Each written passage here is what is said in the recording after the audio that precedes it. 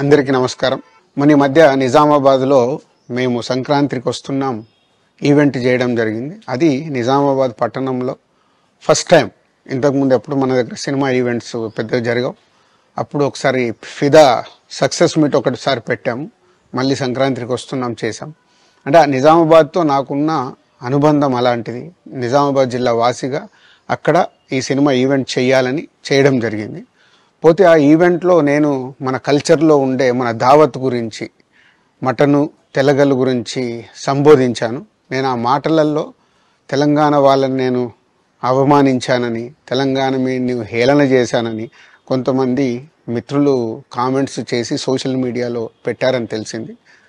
నా ఉద్దేశం అదే స్పీచ్లో లాస్ట్లో చెప్పడం జరిగింది. తెలంగాణ మన కల్చరు, మన దావత్తు నేను మిస్ అవుతున్నాను. సంక్రాంతికి 2 సినిమాలు రిలీజ్ అయ్యాక మన తెలంగాణ కల్చర్ దావత్ని నాకు చేసుకోవాలని ఉందని. సో మన కల్చర్ని అభిమానిస్తాను నేను. అదే అర్థం చేసుకోకుండా దాన్ని కొందరు సోషల్ మీడియాలో రాద్ధాంతం చేస్తున్నారని తెలిసింది.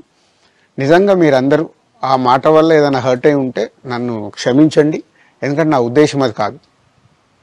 ఎందుకు చెప్తున్నానంటే, నేను నిజామాబాద్ జిల్లా బాన్సువాడలో ఫిదా అనే సినిమా షూటింగ్ చేసి ప్రపంచవ్యాప్తంగా ఆ ఫిదా సినిమా ఎంత అప్లాజ్ వచ్చింది, భానుమతి క్యారెక్టర్కి, మన తెలంగాణలో ఉండే కల్చర్కి, ఆ సినిమా ఎంత ఒక ఫ్యామిలీ ఎమోషన్స్కి ఎంత విలువ ఇస్తామనేది చెప్పడం జరిగింది ఆ సినిమాలో.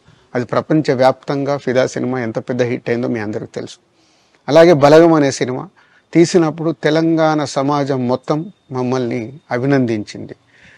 తెలంగాణ ప్రజలందరూ ఆ సినిమాను ఆదరించి ఇది మా సినిమా అని గుండెలకు హత్తుకున్నారు. అన్ని రాజకీయ పార్టీలు ఆ సినిమాని అప్రిషియేట్ చేస్తూ మమ్మల్ని ప్రతి ఒక్క స్టేజ్ దగ్గర తీసుకెళ్ళి అభినందించారు, అన్ని రాజకీయ పార్టీలు.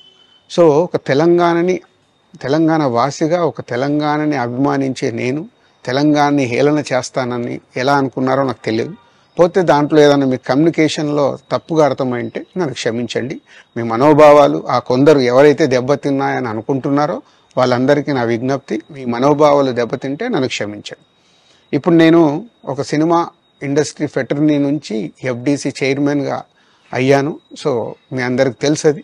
సో ఇటు సినిమా ఇండస్ట్రీకి అటు ప్రభుత్వానికి మధ్యలో ఉంటూ సినిమా ఇండస్ట్రీకి అవసరపడ్డట్టుగా నేను అన్ని సహాయ సహకారాలు చేస్తూ ఈ హైదరాబాద్లో హెల్దీ వాతావరణము, తెలుగు సినిమాకి, తెలంగాణలో అభివృద్ధి చెందాలనుకునే యువతకి అందరికీ నేను ఉపయోగపడేలాగా ఉండాలి.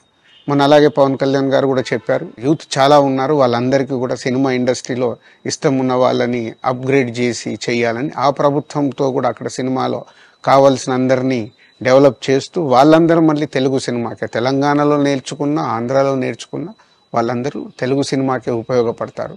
సో అందరికీ, తెలంగాణలో ఉండే అన్ని రాజకీయ పార్టీలకి నా విజ్ఞప్తి, నన్ను రాజకీయాల్లోకి లాగకండి. అలాగే FDC అనేది కూడా సినిమాకి ఉపయోగపడేలాంటి అభివృద్ధి పనుల గురించి అవే చేస్తాను తప్పితే అది రాజకీయాలకు సంబంధించింది కాదు. FDC కానీ నేను కానీ సినిమాలకే ఉపయోగపడతాము. ఇది అన్ని రాజకీయ పార్టీలు అర్థం చేసుకొని ఫర్దర్గా నన్ను ఇలాంటి అవసరం లేని వీటిలోకి లాగకూడదు అని మీ అందరికీ, అన్ని రాజకీయ పార్టీలకు నా విజ్ఞప్తి. పెళ్లికి బంగారానికి ఎన్నటికీ విడదీయలేని అనుబంధం. పెళ్లి కాదు, మా ఇంట్లో ఏ శుభకార్యమైనా బంగారంతో మొదలవ్వాల్సిందే. అయితే నా పెళ్లి ఆభరణాల విషయంలో ఒక్కొక్కరిది ఒక్క చాయిస్. నాకు యాంటిక్ జ్యువెలరీ అంటే చాలా ఇష్టం. చెల్లికి డైమండ్ జ్యువెలరీ నచ్చుతుంది. అమ్మ టేస్ట్ పక్కా ట్రెడిషనల్, నాన్నేమో పక్కా commercial. Best price, quality and service కావాలంటాడు. ఇక నానమ్మ అయితే తన పాత బంగారానికి 100% బైబ్యాక్ కావాలంటుంది. అయినా నో టెన్షన్. మా అందరి అభిరుచులకి ఏకైక ఎంపిక మానేపల్లి జ్యువెలర్స్. తరతరాలుగా తరగని స్వర్ణ బంధాలు మన మానేపల్లి జ్యువెలర్స్.